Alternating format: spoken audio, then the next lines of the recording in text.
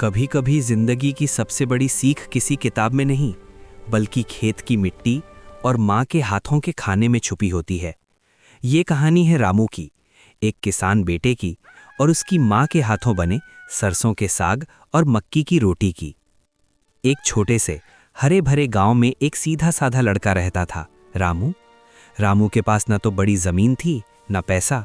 उसके पास था तो बस अपने पिता की छोड़ी हुई 2 बीघा जमीन, मेहनती हाथ और सबसे बड़ी ताकत, उसकी माँ माई। हर सुबह सूरज निकलने से पहले ही रामू उठते ही माँ के चरण छूता और कहता, आज भी सरसों के पौधे देखना है माँ, कल से और हरे हो गए होंगे। इस साल रामू ने तय किया था कि वो सरसों की फसल लगाएगा। गांव के कई लोग बोले, और रामू, सरसों में क्या रखा है, गेहूं बो दे।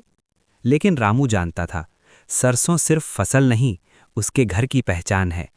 उसकी माँ उसी सरसों से सरसों का साग और मक्की की रोटी बनाती थी, जिसकी खुशबू पूरे गांव में फैल जाती थी। रामू खुद हल चलाता, खुद बीज डालता और खुद ही खेत की मेड़ पर बैठकर कहता, हे धरती माँ, इस बार मेरी सरसों बचा लेना। दिन में धूप, रात में ठंडी हवा, लेकिन रामू की मेहनत में कोई कमी नहीं। कुछ हफ्तों बाद जब सरसों की पत्तियां नरम हो गई, माई ने पहली बार साग तोड़ा। चूल्हे पर सरसों उबल रही थी, लहसुन अदरक की खुशबू, मक्के का आटा गूंधा जा रहा था।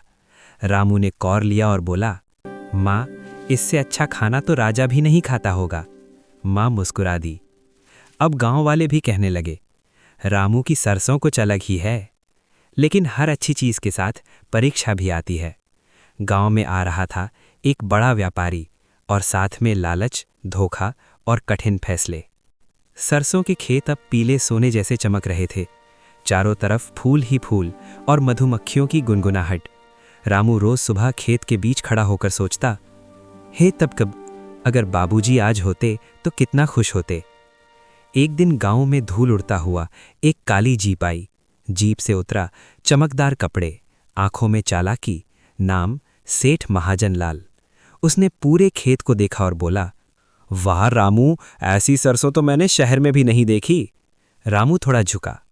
मेहनत और माँ के आशीर्वाद का फल है सेठ जी।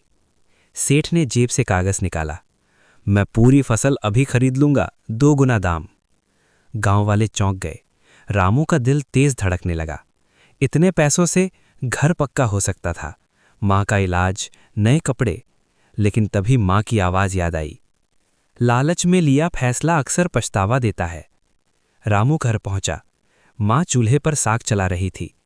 रामू बोला, माँ, सेठ पूरी फसल अभी खरीदना चाहता है, बहुत पैसे देगा।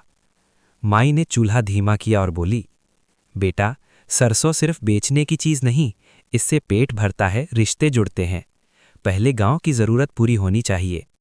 अगले दिन सेठ ने अफवाह फैला दी, इस साल ओले पड़ेंगे, सरसों बर्बाद हो जाएगी। कुछ किसान डर गए। उन्होंने अपनी फसल सस्ते में बेच दी। रामू का दिल डगमगाया, लेकिन वो बोला, मैं अपनी फसल तब बेचूंगा जब कटाई होगी। एक रात तेज आंधी आई, बारिश, बिजली, डर। रामू पूरी रात खेत के मेड़ पर खड़ा रहा। माँ घर में दिया जलाकर प्रार्थना करती रही। सुबह जब सूरज निकला, सरसों झुकी हुई थी, लेकिन टूटी नहीं थी। सेठ का चेहरा उतर गया। गांव वाले बोले, रामू की सरसों बच गई। अब दाम बढ़ गए थे। सेठ खुद वापस आया, अब मैं 3 गुना दूंगा। रामू मुस्कुराया, अब नहीं सेठ जी, अब गांव पहले। सुबह की हल्की ठंड थी।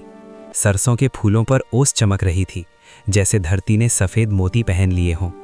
रामू ने गांव के चौपाल में ऐलान किया, कटाई से पहले हर घर में सरसों का साग और मक्की की रोटी बनेगी, कोई भूखा नहीं रहेगा। गांव की औरतें इकट्ठा हुईं, चूल्हे जले, साग उबला, मक्की की रोटियां सिकने लगीं। पूरे गांव में खुशबू फैल गई। कटाई के बाद रामू ने फसल बेची, लेकिन सही समय पर, सही दाम पर और बिना धोखे। अब पैसे से माँ की दवाई आई, घर की छत पक्की हुई और खेत में नया कुआं बना। सांझ के समय माँ और बेटा सरसों के खेत के किनारे बैठे, मक्की की रोटी, सरसों का साग और सुकून। माई बोली, रामू, आज तेरा बाबूजी बहुत खुश होगा। रामू ने आसमान की ओर देखा और मुस्कुरा दिया। कहानी की सीख, मिट्टी से जुड़ा इंसान कभी खाली हाथ नहीं रहता। मेहनत, ईमानदारी और माँ का आशीर्वाद, यही असली धन है।